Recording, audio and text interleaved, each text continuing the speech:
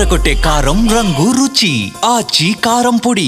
పదే పదే తెలంగాణ జాగృతి కవిత తన ఓటమికి కారకులు వారే అంటూ చెప్పుకొస్తున్న మాటలు బీఆర్ఎస్ పార్టీలో పెద్ద దుమారమే రేపుతున్నాయి. నిజామాబాద్ పార్లమెంటు స్థానానికి కవిత రెండోసారి పోటీ చేసిన సమయంలో పసుపు రైతులు పెద్ద ఎత్తున నామినేషన్ దాఖలు చేశారు. ఆమెపై అంతమంది నామినేషన్లు వేయడానికి సహకరించిందెవరు?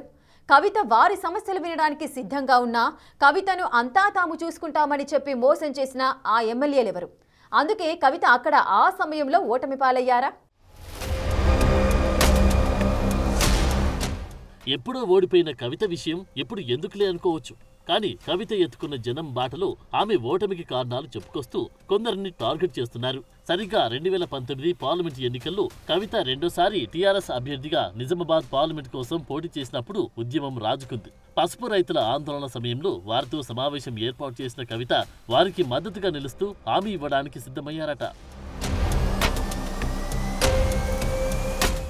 అయితే ఆ సమయంలో పసుపు రైతులకు కవితపై వ్యతిరేకత పెరిగేలా పార్లమెంట్ సెగ్మెంట్ పరిధిలోని ఎమ్మెల్యేలు కుట్రలు చేశారనేది ఇప్పటికీ జరుగుతున్న చర్చ. ఆ సమయంలో పసుపు రైతులతో మీటింగ్ అంటూ ఏర్పాటు చేసి ఇటు కవిత మీటింగ్కి రాకుండా అటు పసుపు రైతులకు కవితపై కోపం పెరిగేలా చేసి రైతులు పెద్ద ఎత్తున కవితపై పోటీ చేసేలా చేశారట ఆ ఎమ్మెల్యేలు. కవితకు వ్యతిరేకంగా 178 మంది పసుపు రైతులు నామినేషన్ దాఖలు చేయడంతో ఉమ్మడి తెలుగు రాష్ట్రాల వాసులు నిజామాబాద్ పార్లమెంటు వైపు తిరిగి చూసేలా చేసింది. కేసీఆర్ కుమార్తెపై పసుపు రైతులు ఆగ్రహంతో పార్లమెంటు అభ్యర్థులుగా నామినేషన్లు వేయడంపై అప్పట్లో పెద్ద ఎత్తున చర్చ జరిగింది. కవిత ఓటమి చెందాలని కుట్రలు పన్నిన అప్పటి ఆ ఇద్దరు ఎమ్మెల్యేలు కవితపై నామినేషన్లు వేసిన వారికి నామినేటెడ్ పదవులు, సర్పంచులుగా స్థానిక సంస్థల ఎన్నికల్లో టికెట్లు కూడా ఇచ్చి ప్రోత్సహించారని కవిత బహిరంగంగానే చెప్తూ ఆగ్రహం వ్యక్తం చేస్తున్నారు. అప్పట్లో పసుపు రైతులకు 90,000 ఓట్లు వచ్చాయి. అవి ముమ్మాటికి కవితకు రావాల్సిన ఓట్లే అంటున్నారు. అవే కనుక చీలకుండా ఉంటే గనుక కవిత గెలిచేవారన్న ప్రచారం ఉంది. సొంత పార్టీ వారి కుట్రల వల్లే బీజేపీ అభ్యర్థి ధర్మపురి అరవింద్ గెలుపు సాధ్యమైందని చాలాసార్లు చెప్పుకొచ్చారు కవిత. అది అలా ఉంటే కవిత ఓటమికి ఆ ఇద్దరు ఎమ్మెల్యేలే కాకుండా కేసీఆర్ కి సన్నిహితులైన మరో ఇద్దరు ఎమ్మెల్యేలు డబ్బులిచ్చి మరీ కవిత ఓటమికి పన్నాగం పన్నారని కవిత భావిస్తున్నారట. కవిత తన ఓటమికి జరిగిన కుట్రలపై తన అన్న కేటీఆర్ కు వివరించినప్పటికీ అలా ఎందుకు అనుకుంటావు, అలాంటిదేమీ లేదు అని సర్ది చెప్పారంట.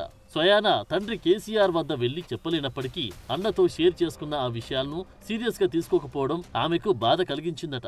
పైగా రైతులు నామినేషన్ వేసిన సందర్భాల్లో స్క్రూటినీలో పలువురి దరఖాస్తులు తొలగించాల్సినప్పటికీ ముందుగానే వారిని పిలిచి తప్పొప్పులు సరిదిద్దించి నామినేషన్ల ఉపసంహరణ కాకుండా జాగ్రత్తలు తీసుకున్నారట.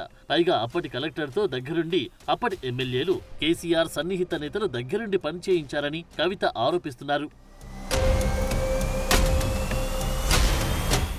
ఇంతలా కవిత తనపై కుట్రలు చేసిన విషయాన్ని అటు తోబుట్టువుకు చెప్పినా పట్టించుకోకపోగా తనకు రాజకీయ భవిష్యత్తు లేకుండా చేయాలనే కుట్రతో పక్కనే ఉండి తండ్రి కేసీఆర్ కు తెలియకుండా వ్యవహారాలు నడిపారని కవిత ఆరోపిస్తున్నారు.